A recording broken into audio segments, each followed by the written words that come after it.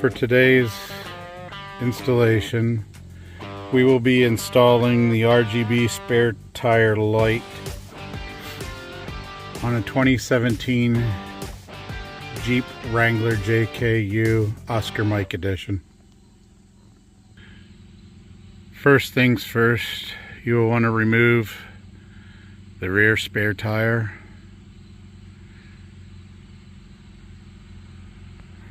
After an oil change, your tire rotation would be a real good time to install this light kit. The next thing you're going to want to do is remove your old spare tire brake light if you have one installed there. If not, you can move on to the next step. You will want to remove this back cover here on your rear door and this rear cover here as well to access the wiring going to your rear brake. And also it wouldn't hurt to remove these screws here on the back of your factory light. That takes a Torx 20 bit to remove those screws. Also, I believe it might be a little beneficial to remove your right side tail light to access any wires you may need to get access to. It doesn't hurt to remove it, and then you can clean out some mud from trailing. Now with the right side brake light out, you'll be able to access the plug for your lights, your rear spare tire light. Also gives you time to clean up all that nasty gunk. Then when you're ready, take this plug that is included with your kit, unplug this plug, plug this plug into this end, and this end here will go in to that end of your light. I have the area now cleaned of any debris and dirt, so you don't have any more paint wear. For that quick stuff, I like to use the Chemical Guys, the Hydra Speed Ceramic Quick Detailer. Works really good. You don't have to get out a bucket of water and soap and go through all that nonsense when you're cleaning. Now, one thing I did forget to mention, when you're putting connectors together and you really don't want to mess with them again, I like to dab a little bit of dielectric grease on the end. That way it just prevents some water from getting in and causing any issues. It kind of helps, I think. The next thing I'm doing now is running the wires on the control box to control into the third brake RGB spare tire light. So if you're OCD like myself, I removed the wire harnesses from the mounting places, removed the duct tape, and I fed the red wire up and through, so it'll be a nice clean install. Now I'm going to have to redo a connection on this wire. It came like this. Gotta go and get a waterproof connector and reconnect to that wire that's on the brake light over on the right side there. It spans off there. So I'll get that done here and I will be back. Now the next part of the install could be a little tricky. Now I got the red wire run down through and I have it hooked in to the other red wire. I had to do my own connection. Now I use these new waterproof heat shrink solder connections. They work pretty well. Solders around them. I wish it would clear up so you could actually see what it does.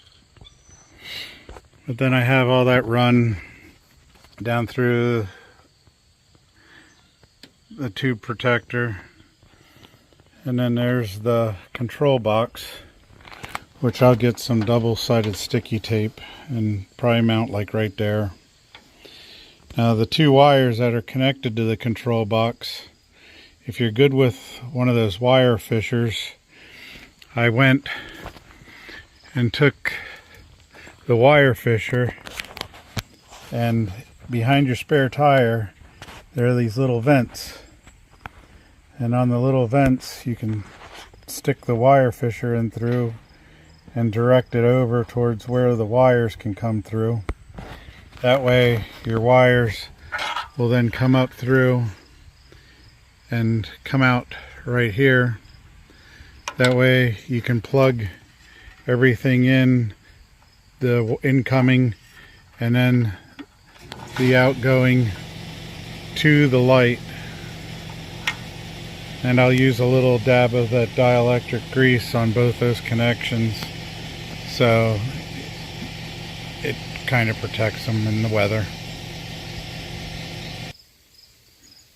Now that that Y connector coming from the control box is all connected, have it going from the feed from the factory, it goes up through the control box, and then it comes down in through the brake light here, so you'll have full function of your third brake light then. Now you can mount your light back up to the third light bracket. Now, since you have everything run, before you go and clean everything up, if you're by yourself like I am,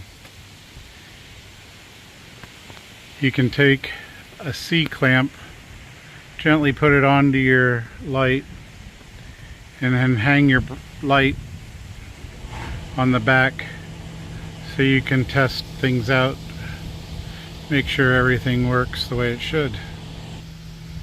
So now we come into the front part of the Jeep.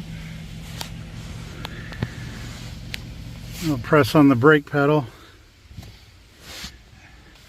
and that'll give us our third brake light. So that is working well. So then if you want to make sure the red, green, blue functions work, take your nifty little remote here that you got with the kit, pull this plastic tab out so your battery will have connection.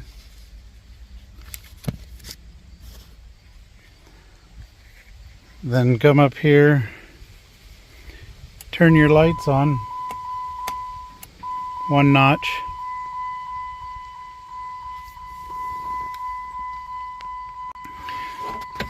And with the remote, you can change the colors. You can go to red, green, purple, it's purple blue, a pink, a blue, light blue, and yellow. Or you can go up, have it do nifty little chasing things.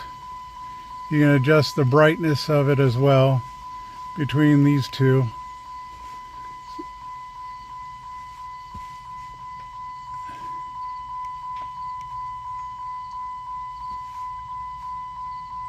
And it does different patterns with the remote.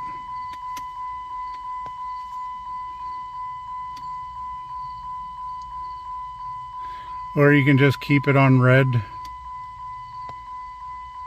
or white. And there's the brightness it's jumping up through. But down here on the remote, you can see there's different modes and different speeds that you can have the patterns going. And then if you really want to, you can turn it off completely. You don't have to have it on all the time. But even on off, when you press the brake pedal, the brake pedal will activate the third brake light. So you are completely done and with that install. All you need to do is finish cleaning up your stuff, reinstalling everything the way it was so your wife doesn't complain too much, and you're off. I'll show you what it looks like then with the third tire put back on. Alright, we're back again. This time everything is all done.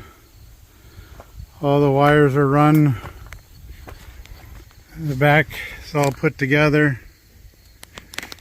I have the little control box mounted there. All the wires are run nice and neat. Everything's all the way it should be, you know. You spend time and money on something, it should be done right. So now for the moment y'all been waiting for, what's it look like with the tire on? Well, we got the old red, white, and blue flashing right now.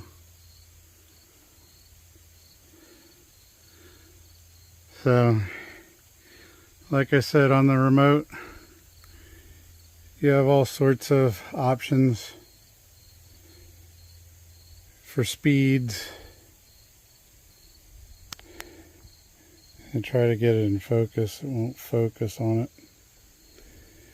But anyhow, you have different menu buttons up top, and then your regular color buttons down the bottom. If you don't want that one, hit the next button over. It goes to another color. Another color. There you go. You get the whole aspect. It wasn't that bad of an install. Go back to the old red, white, and blue. There we go. And there you have it. And it shows up real nice through the wheels. And like I said, didn't take long. Just take your time, do it right. That's what I always do. It doesn't matter. It's only time when you do it right. Doing it wrong and rushing and doing it a second time, that really sucks. So, hope the tutorial helped you. Sorry it's in little segments. Between things, the phone just kept shutting off the video. So, thanks a lot. And we're off and back on. Have a great day, guys. Take care.